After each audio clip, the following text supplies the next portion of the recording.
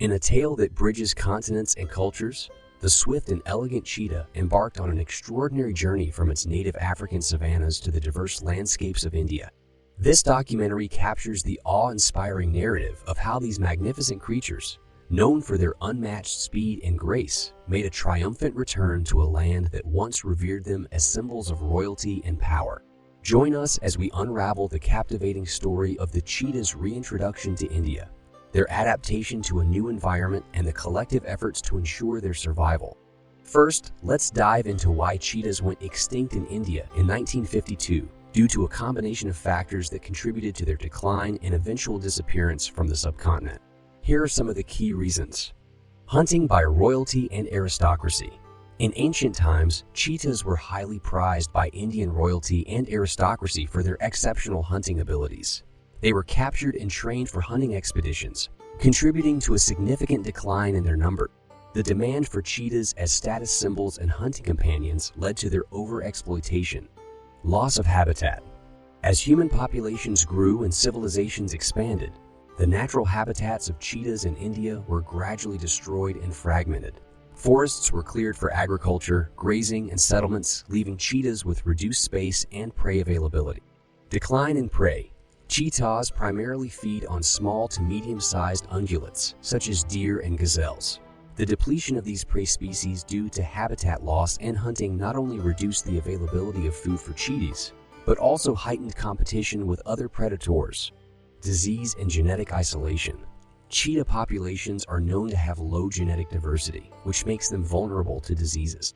The introduction of new diseases and the lack of genetic variation in the population could have increased their susceptibility to illnesses, further contributing to their decline. Human-wildlife conflict. As human settlements expanded and encroached upon cheetah habitats, conflicts between cheetahs and humans, particularly farmers, escalated. Cheetahs may have been killed in retaliation for preying on livestock, leading to a negative perception of the species. Poaching and trade. Cheetahs were also hunted for their skins, which were valuable commodities in the illegal wildlife trade.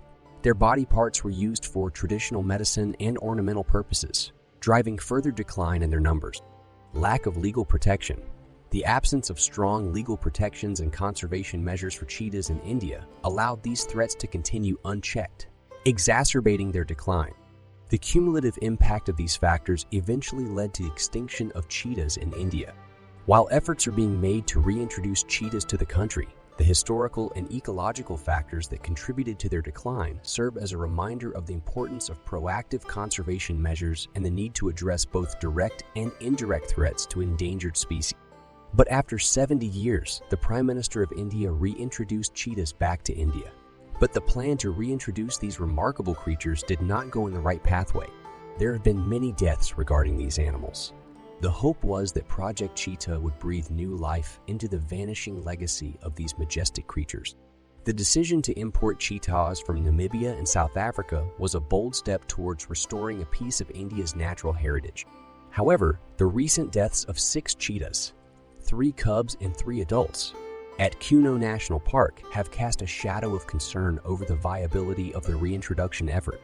Among the adult cheetah fatalities, Sash, a female cheetah, succumbed to kidney complications on March 27 day. A male cheetah experienced heart failure on April 24, and Daksha, another female, tragically lost her life due to a confrontation with a male cheetah during the mating process on May 9.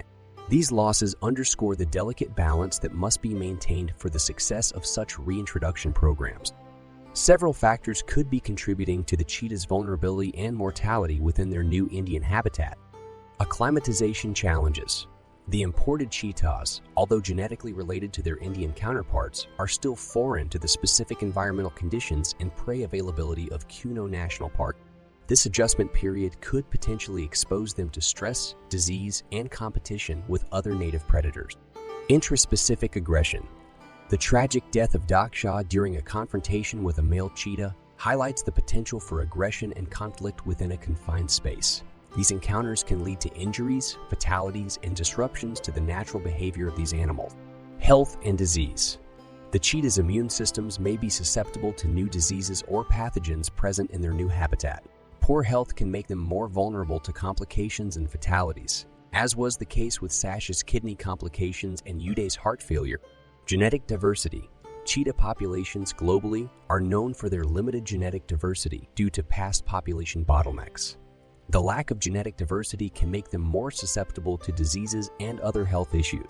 The formation of a Cheetah Project Steering Committee in response to these tragedies demonstrates India's commitment to addressing the challenges faced by these reintroduced cheetahs.